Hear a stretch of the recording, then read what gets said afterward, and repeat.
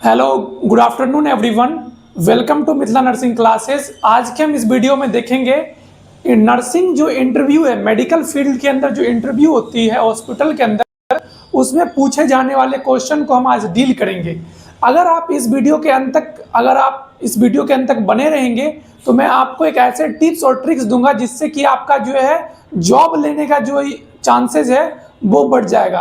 Video को शुरू करने से पहले मैं एक छोटे से रिक्वेस्ट करना चाहूँगा कि आप बड़े बड़े यूट्यूब चैनल को तो फॉलो करके ही रखे होंगे, मगर हम जैसे अगर यूट्यूब चैनल को फॉलो करेंगे तो हम एक टीम को बना सकते हैं जो कि फ्री एजुकेशन और अच्छे से प्रोवाइड करेगा। अभी हमारा सब्सक्राइबर 167 है, अगर आप सब्सक्राइब कर देते हैं तो ये 168 हो जाएगा। Please like and subscribe my channel. चलिए शुरू करते हैं। सबसे पहला जो हमारा क्वेश्चन है वो आपको एग्जाम में पूछा जा सकता है, जो हमारा हॉस्पिटल के अंदर आपका इंटरव्यू होगा उसमें पूछा जा सकता है आपको जीसीएस के बारे में। ग्लासगो कोमा स्केल के नाम से जाना जाता है, बहुत ज़्यादा फेमस है ये। ब्रेडेन स्केल के ऊपर भी बात आ सकती है। ये जो है आपको पल्स, ये जो अल्सर जो है, ये स्किन के अंदर जो अल्सर होता है, हम कहीं ना कहीं अल्सोड को जो है इसमें कहीं ना कहीं स्केल अप करते हैं। वोंग वेकर स्केल के अंदर जो है हम इसके अंदर जो हम पेन को असेसमेंट करते हैं। और कैपेर्नी की स्केल के अंदर जो है हम क्या करते हैं, इसके अंदर जो है हम डीवीटी को हम क्या करते हैं, मेजर करते हैं। उसके बाद हम बात करेंगे डायूरेटिक्स की। डायूरेटिक्स से आपका सवाल बन सकता है।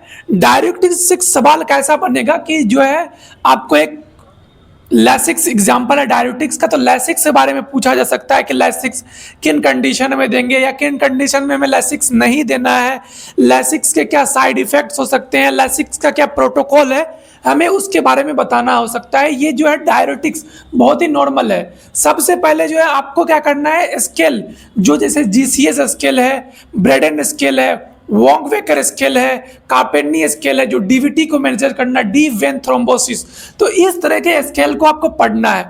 फिर आपका बात आता है ब्लड ट्रांसफ्यूजन। ब्लड ट्रांसफ्यूजन से भी आपका क्वेश्चन ऐसा बन सकता है जिसमें कि आपको नर्सिंग रिस्पॉन्सिबिलिटी पूछा जा सकता है कि जब हम ब्लड ट्रांसफ्यूज करते हैं किसी पेशेंट को तो एज ए नर्स हमारा क्या क्या रिस्पॉन्सिबिलिटी बनता है। उसके बाद हमारा फोर्थ क्वेश्चन होता है सक्शनिंग। सक्शनिंग के बारे में क्वेश्चन पूछा जा सकता है। सक्शनिंग के बारे में क्वेश्चन ऐसा पूछा जा सकता है कि हम सक्शनिंग में कौन सा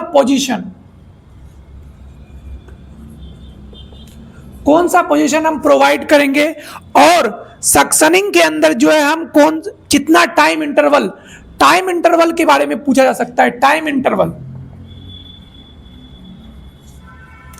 सक्शनिंग का कितना टाइम इंटरवल होता है, हम कितनी देर तक सक्शनिंग कर सकते हैं, इसके बारे में क्वेश्चन पूछा जा सकता है। एक तो पोजीशन है और दूसरा है टाइम इंटरवल। फिर आता है ड्रॉप फैक्टर। ड्रॉप फैक्टर एक बहुत ही इंपॉर्टेंट क्वेश्चन है जो कि आपको इंटरव्यू के दौरान पूछा जा सकता है। फॉर एग्जाम्पल मैं ड्रॉप फैक्टर के ऊपर एक वीडियो बनाऊंगा। मैं ऐसे करके आपको हर एक स्केल के बारे में भी डिटेल में वीडियो बनाऊंगा, लेकिन ड्रॉप फैक्टर के बारे में आपको फॉर्मूला, जो एक ट्रिकी फॉर्मूला है, मैं आपको उसको भी लर्न करूंगा। फिलहाल तो इस वीडियो में हम समझेंगे कि कौन कौन से टॉपिक है जो कि इंटरव्यू में पूछे जाते हैं। हमारा 6th जो क्वेश्चन है वो है ईसीजी लीड प्लेसमेंट। आपको ईसीजी लीड प्लेसमेंट भी कई बार इंटरव्यू में देखा गया कि ईसीजी कौन सा लीड जो है कौन से पोजीशन में, L2 LV V1 जो है कौन से पोजीशन में पुटअप होता है, वो आपको मालूम होना चाहिए। फिर आपका क्वेश्चन 7th नंबर पे बनता है यूरिन आउटपुट से। यूरिन आउटपुट से क्वेश्चन ऐसा बनता है कि यूरिन आउटपुट से क्वेश्चन ये आपका बन सकता है कि कितना यूरिन आउटपुट होगा। एक क्वेश्चन ऐसा आया था कि कितना यूरिन आउटपुट,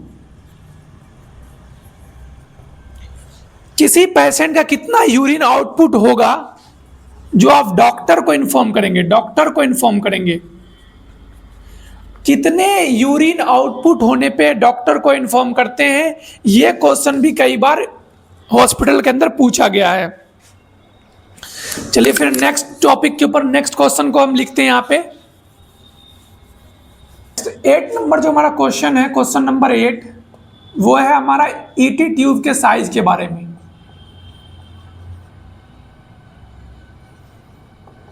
आपसे ईटी ट्यूब के साइज को भी पूछा जा सकता है कि इसमें पूछा जा सकता है कि इंडोट्रैकेल ट्यूब है ये कौन कौन से साइज में, एडल्ट के लिए कौन सा साइज होता है, पीडियाट्रिक के लिए कौन सा साइज यूज करते हैं, तो ये क्वेश्चन भी पूछा जा सकता है। फिर हमारा 9th नंबर आता है क्वेश्चन, वो है इंसुलिन के बारे में, इंसुलिन प्रोटोकॉल। इंसुलिन के बारे में क्वेश्चन ऐसा सकता है कि जो है आपको कितना इंसुलिन देना है, या फिर इंसुलिन के साइट क्या होते हैं, साइट ऑफ इंसुलिन पूछा जा सकता है। इसके अंदर जो है इंसुलिन के अंदर कॉम्प्लिकेशन भी पूछते हैं, इंसुलिन लगाने के क्या क्या कॉम्प्लिकेशन होते हैं, एक ही साइट पे अगर बार बार इंसुलिन लगाएंगे तो क्या हमें कॉम्प्लिकेशन देखने को मिलेगा, ऐसे क्वेश्चन भी हॉस्पिटल के अंदर पूछे जाते हैं। हमारा क्वेश्चन नंबर 10th वो क्या है, ऑक्सीजन। ऑक्सीजन के रिगार्डिंग हमारा क्वेश्चन बनता है एक कि कितना लीटर हम ऑक्सीजन किसी को प्रोवाइड करेंगे, कंडीशन के ऊपर आपको दिया जाएगा और आपको लीटर में बताना है कितने लीटर हमें, जैसे हम सीओपीडी है ये आपको प्रिस्क्रिप्शन दिखा के आपको लीटर पूछ सकते हैं कितने लीटर पे हमें जो है ऑक्सीजन चलाना है। उसके बाद एएलएस बीएलएस के बारे में पूछेंगे, एएलएस बीएलएस को भी आपको जो जब आप जाओगे हॉस्पिटल के अंदर तो एएलएस और बीएलएस को भी अच्छे से पढ़ के जाना है, क्योंकि क्वेश्चन यहाँ से भी बनता है। एडवांस लाइफ सपोर्ट और बेसिक लाइफ सपोर्ट जो है कार्डियक सपोर्ट देते हैं, हम उसको ही पढ़ना है। आपसे नॉर्मल वैल्यू भी पूछा जा सकता है, नॉर्मल वैल्यू ब्लड के अंदर ब्लड टेस्ट जो करवाते हैं उसके अंदर जो कई सारे नॉर्मल वैल्यूज है, तो नॉर्मल वैल्यूज से भी क्वेश्चन बनते हैं। ऐसे ढेर सारे क्वेश्चन है हमारे पास। अब जो हम नेक्स्ट वीडियो बनाएंगे तो उसके अंदर जो है क्वेश्चन को जो है हम सॉल्व आउट करेंगे 1 बाय 1। जितने भी अभी हमने 11 क्वेश्चन को डिस्कस किया है, हम पहले इस 11 क्वेश्चन को हम 1 बाय 1 जो है आपको डिटेल में वीडियो आएगा, एक एक टॉपिक के ऊपर एक एक वीडियो आएगा। फिर इसी तरह जो रिमेनिंग हमारे पास 30 क्वेश्चन है, फिर हम उस रिमेनिंग 30 क्वेश्चन को आपको एक्सप्लेन करेंगे और फिर इसी तरह हम 30 को 1 बाय 1 जो है आपको डिटेल में वीडियो बनाएंगे। अगर आपको ये वीडियो पसंद आया है तो प्लीज़ लाइक और सब्सक्राइब करें, और इसी के साथ मिलते हैं आपको किसी और वीडियो के अंदर। Thank you.